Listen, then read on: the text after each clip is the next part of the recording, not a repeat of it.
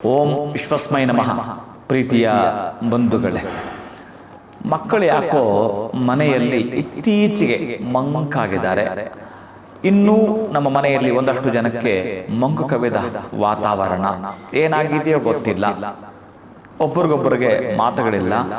ಆಮೇಲೆ ಎಲ್ಲ ಸಬ್ಜೆಕ್ಟಲ್ಲೂ ತುಂಬ ಚೆನ್ನಾಗಿದ್ದವರು ಇತ್ತೀಚೆಗೆ ಸರಿಯಾಗಿ ಮಾರ್ಕ್ಸ್ ಇಲ್ಲ, ಲವಲವಿಕೆ ಇಲ್ಲ, ಖುಷಿ ಇಲ್ಲ. ಅಂತಂದರೆ ಈ ಪಂಚಮಿಯಂದು ಎಜುಕೇಷನ್ ಮಾಡುವಂಥ ಮಕ್ಕಳಿಗೂ ಮತ್ತೆ ಆಹ್ಲಾದ ಆನಂದವನ್ನು ಉಂಟು ಮಾಡಿಕೊಳ್ಳಲಿಕ್ಕೆ ವಿದೇಶಕ್ಕೋ ಆ ವಿದೇಶದ ಸಂಬಂಧ ಹೊಂದಿರುವಂಥವರು ಈ ದಿವಸ ಓಂ ಶ್ರೀ ದಶದಿಕ್ ಸಂಪ್ರಕಾಶಾಯ ನಮಃ, ಓಂ ಶ್ರೀ ದಶದಿಕ್ ಸಂಪ್ರಕಾಶಾಯ ನಮಃ ಈ ಮಂತ್ರವನ್ನು 116 ಬಾರಿ ಹೇಳುವಂಥದ್ದು.